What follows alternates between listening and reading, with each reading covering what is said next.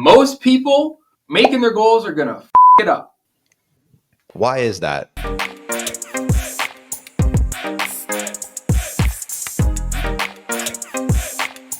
What are we talking about today?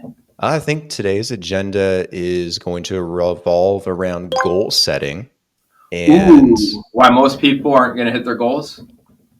why most people are going to fail actually with the way they're approaching their goals. Yeah. Most people making their goals are going to f it up.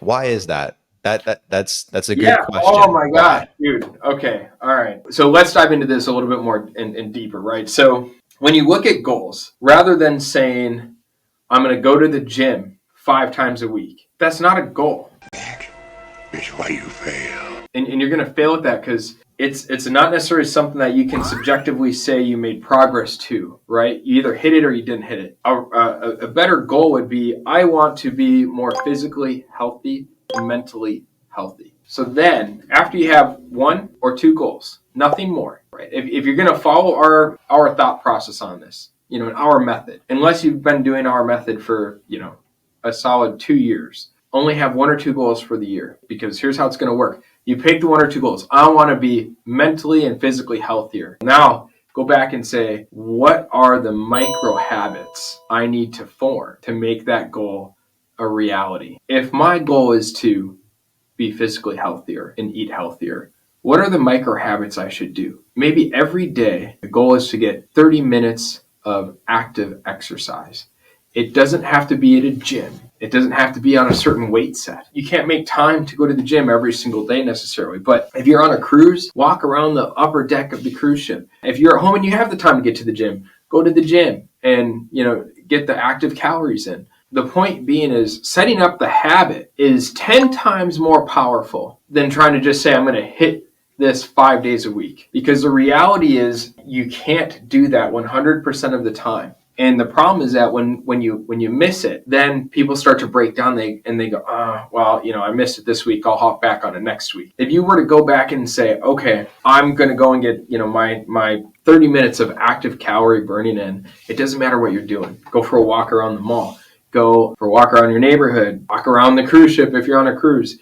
Walk down the beach if you're on a beach. You know what I mean? You can make that happen no matter where you're at, no matter what you're doing. It's possible to make it happen. I think that's a really critical piece that a lot of people, don't really understand, is that when you look at a goal, the goal shouldn't be something along the lines of, I hit the gym every day. It needs to be a lifestyle choice of goal. If your goal is to have better personal finances, then the habit associated with that you need to start targeting is, okay, maybe I only go out to eat once a week, or try to minimize my spend outside of my core categories. Or maybe it is I try to check my bank once a week to see where my active spending is. Most of your banks, for example, on their apps can pre-categorize where, they think that dollar went to, whether it was for goods, clothing, or eating out, or food, or whatever. It's more about establishing the habit that you can then take, that then brings you to the next stage and that next level of being an awesome version of you and hitting those goals. Because then at the end of the year, you can look back and you can go and say, wow, I established habits. Now, habits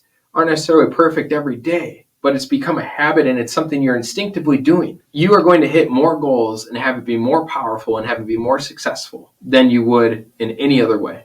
Big takeaways here. Less is more. Focus in on the most important things. Don't oversaturate your goal setting. And then also building solid habits that are going to allow you to get to that goal. Solid habits, and really being able to look at it and say, what are micro habits? They don't have to be big ones, right? Because under each goal, you may have 2 or 3 micro habits that you're just trying to be more aware of, right? And work towards. If you can just work towards those habits, you'll reach the goal. I think that's a big piece to it. Let's break it down even further. Let's take going to the gym as our example set for this. What would micro habits look like in your mind for wanting to be healthy and fit and getting back into the gym? What would that kind of look like? So if the real goal is, how do I become healthier physically? Gym is your initial response, right? That's your goal. Okay, so how do I become better physically. So abs are not built in the gym, they're built in the kitchen. Maybe a micro habit for that goal is learn more about fresh foods. Because if you can learn more about fresh foods, you're more likely to engage in eating healthier foods, cooking at home, or even if you go out. And notice how I didn't say cook really healthy meals at home, because it's not something you can do every day. That isn't something you can do every single day, because guess what? You're going to be on vacation. Guess what? You're going to be traveling for work. But if you can go and look at it and say, I want to be more aware of what is going into my body, so that when I'm at a restaurant, I can say, oh, maybe the pizza is not the best option. Maybe, can they do a salad with some chicken on there with some garlic aioli, right? But my point is that you're more likely to consume healthier products if you're more knowledgeable on what those types of products are. Now, how is that going to help you to your goal? Naturally, you're going to be picking those things because it's going to be a habit that's forming, which is going to help you reduce your weight, which is going to help you get into a better position in your life. On an exercise front, now let's go back and say, okay, if my goal is to be more physically fit, I have a micro habit towards the goal of my eating. Now, the next habit is, what is the goal, right, or micro habit that I want to form that relates to exercise? And for me, I would say that micro habit is get out for 30 minutes a day and go and say, I'm gonna have active calories burned.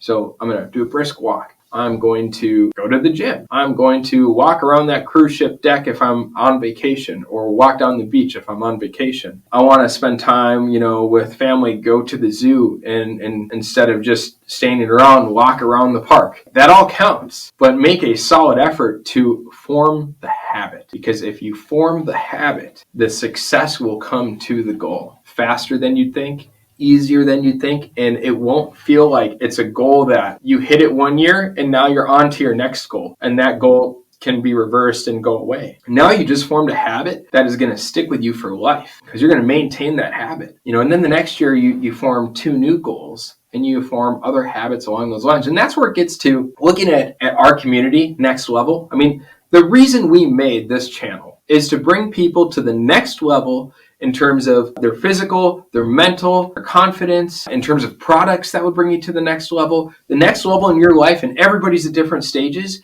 and everybody can succeed, and everybody can have a really awesome experience within our community. And it's filled with people that want to support and help each other get to that next level. I think that for the most part covers, goals, and I think where people are kind of getting it wrong in a lot of ways. That makes a lot of sense.